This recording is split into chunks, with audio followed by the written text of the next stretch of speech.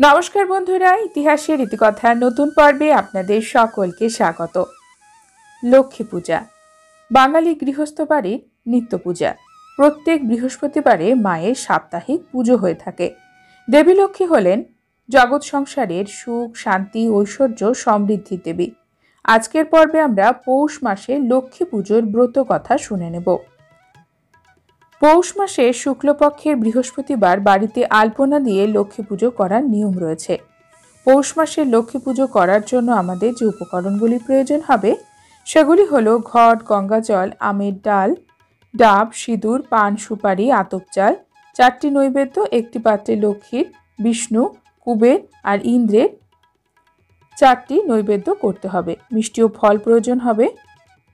পৌষ মাসে শুক্লপক্ষের বৃহস্পতিবার বাড়িতে বেশ ভালো করে আলপনা দিয়ে লক্ষ্মী পুজো করতে হয়। পুরোহিত দিয়ে অনেকে পুজো করেন, তবে পুজোর শেষে ব্রতকথা শুনতে হয়, তারপরে প্রসাদ গ্রহণ করতে হয়। বাড়ির যে কোনো একজনকে পুজোর জন্য উপোস করে থাকার নিয়ম রয়েছে।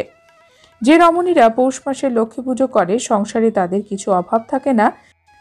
দেশে দেশে তাদের যশ, মান, প্রতিপত্তি দিন দিন বর্ধিত হয়ে দেহান্তে তারা বৈকুণ্ঠে গমন করে। ব্রতকথা। বরিশাল জেলার কোটালীপাড়ায় এক বামুন বাস করত। তার এক ছেলে আর এক মেয়ে। মেয়েটি বড়। একদিন জ্বরে বামুন আর বামনি মারা গেল। তখন ভাই বোনে ভিক্ষে করে বহু দুঃখে দিন কাটাতে লাগলো। তাদের মা বাপের কুলদেবী লক্ষ্মীকে ঠিক সময় মতোই তারা পুজো করত। কোথাও কিছু পাক না পাক তারা জল এবং বাতাসা দিয়েই মায়ের পুজো করত। ভাই বোনের দুঃখ দেখে মা লক্ষ্মীর বড় দয়া হলো। তিনি তাদের নানারূপ ধন দৌলত দিয়ে বড়লোক করে দিলেন। ছোট ভাই হলে কি হবে, বড় ঘটা করে দিদির বিয়ে দিলে। বিয়ে পাশে গ্রামেই হলো। বোনাইয়ের অবস্থা তত ভালো ছিল না। স্বামী গরিব বলে বামুনের মেয়ে তাতে অবহেলা করত না। দেখতে দেখতে মেয়েটির 4টি ছেলে এবং একটি মেয়ে হলো। মেয়েটি বড়, ছেলে কটি ছোট। হঠাৎ বামুন মারা গেল। ছেলে কটি এবং মেয়েকে নিয়ে বামুনের মেয়ের ভারী কষ্ট হলো। কোনোদিন আহার জোটে, কোনোদিন তাও জোটে না। একদিন দেখলে ছেলেগুলি খিদে জ্বালায় অস্থির হয়ে পড়েছে। মেয়েটি তার মাকে বললে, মা, তুমি মামার বাড়ি যাও, যদি তিনি আমাদের এ সময়ে কিছু সাহায্য করেন। বামুনের মেয়ে ভাবল, ভাই আমার বিয়ে দিয়ে আজ পর্যন্ত কোনো খোঁজ খবর নেয়নি। তবু ছেলেগুলি দুঃখ দেখতে না পেয়ে বাপের বাড়ি গেল। গিয়ে দেখে ভাই বাড়ি নেই। ভাজকে জিজ্ঞাসা করলে ভাজ বলল, কি গো, এতকাল পরে যে, কি মনে হয়? ননদ বলল, ছেলেরা খেতে পায়নি তাই এলাম। ভাজ বললে, তোমার ভাই তো বাড়ি নেই, তা তুমি রোজ এলে চাল ঝেড়ে যদি দাও আর খুদ কুড়ো যা থাকবে তাই নিয়ে যেও। ননদ তাই স্বীকার করলে দুঃখের সংসারে এক মুঠো খুদ এনে তবুও বাছাদের আট পেটা হবে, এই ভেবে প্রতিদিন সে কাজে যায়।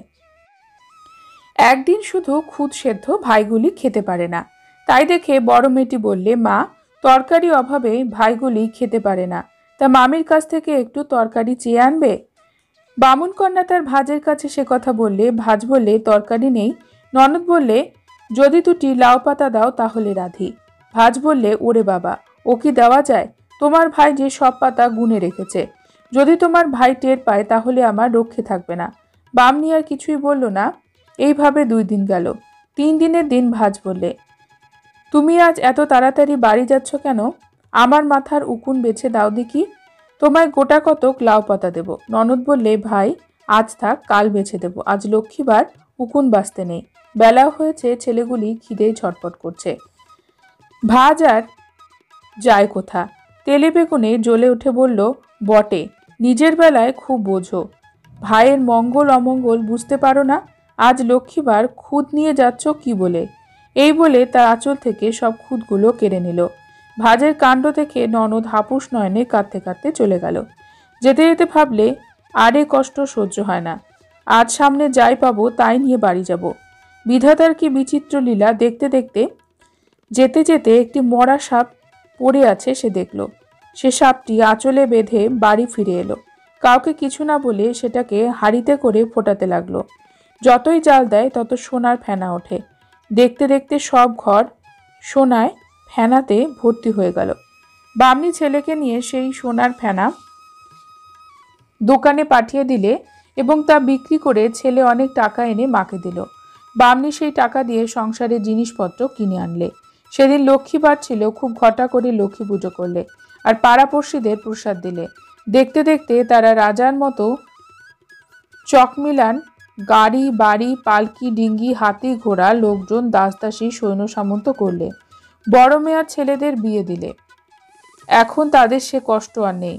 মেয়ে এবং বৌমাদের গায়ে গয়না ধরে না। এইসব কথা লোকমুখে শুনে ভাজের মনে সন্দেহ হলো। ব্যাপার ঠিক বুঝতে না পেরে ননদকে তার ছোট বউ নিয়ে আসবার জন্য লোক পাঠালে। বামনি সবাইকে খাইয়ে দাইয়ে কত রকম জোয়ার গয়না সব অঙ্গ ভরিয়ে সাজিয়ে গুছিয়ে বউ ছেলেকে নিয়ে, বড় মেয়ে এবং ছেলে মেয়েদের সকলকে নিয়ে ভাজের বাড়ি গাড়ি পালকি চড়ে চলে গেল। গাড়ি পালকি আসতেই ভাত ছুটে গিয়ে আদর করে ভাগ্নে বউ ভাগ্নি ননদ সবাইকে ঘরে আনলো। সবাইকার গায়ে গয়না দেখে তার বাড়ি হিংসে হলো, কিন্তু মুখে কিছু বলল না।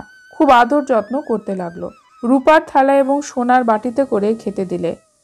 ভাগ্নে বউরা তখন খেতে বসে গায়ের গয়নাগুলো সব খুলে আসনের ওপর রেখে বললে, সোনা দানা হীরা মুক্তা ধন্য মান্য গণ্য, তোদের কল্যাণে আজ মোদের নিমন্ত্রণ। চেয়েছনু ঢোলা ঢোলা লাউয়ের পাতা, এবার খাওরে সোনা তুমি পিঠে ভাতা। বউরা এসব না খেয়ে কেবল বলতে লাগলো, হার খাও চুরি খাও বালা খাও টাকা খাও। ভাত কিছু বুঝতে না পেরে বামনিকে বলল, ভাই বউরা এসব কি বলছে? বামনি বললে, বুঝতে পারছো না? ওরা বলছে যখন আমাদের দুঃখের দিন ছিল তখন খোঁজ খবরও নাওনি, দুটো খুদ তাও আঁচল থেকে কেড়ে নিয়েছ, গাছের দুটো লাউ পাতা তাও দাওনি। আজ আমাদের অবস্থা ফিরেছে তাই তুমি আমাদের এত আদর করছো। তাই বলে জগতে সোনাদানারই আদর। সেই শুনে ভাজের বড় লজ্জা হলো। ননদ বউ হাত ধরে কাঁদতে লাগলো এবং ক্ষমা চাইতে লাগলো। বামনি ভাজকে ক্ষমা করলে, তারপর সকলে মিলে খাওয়া দাওয়া করলে আর আদর আহ্লাদে করে বাড়ি ফিরে এলো বামনি। অনেক দিন সুখভোগ করে নাতি নাতনি রেখে বৈকুণ্ঠে চলে গেল। যাবার সময় বউদের লক্ষ্মী পুজোর সব নিয়ম বলে গেল। বউরা সকলে শাশুড়ির মতো ভক্তি করে ভাদ্র পৌষ চৈত্র এই 3টি মাসে লক্ষ্মী পুজো করে, আর সেই থেকে লক্ষ্মী পুজো ক্রমে ক্রমে দেশে বিদেশে প্রচার হলো। অথ পৌষ মাসের প্রত্যেক বৃহস্পতিবারে লক্ষ্মী পুজোর ব্রতকথা এখানেই সমাপ্ত।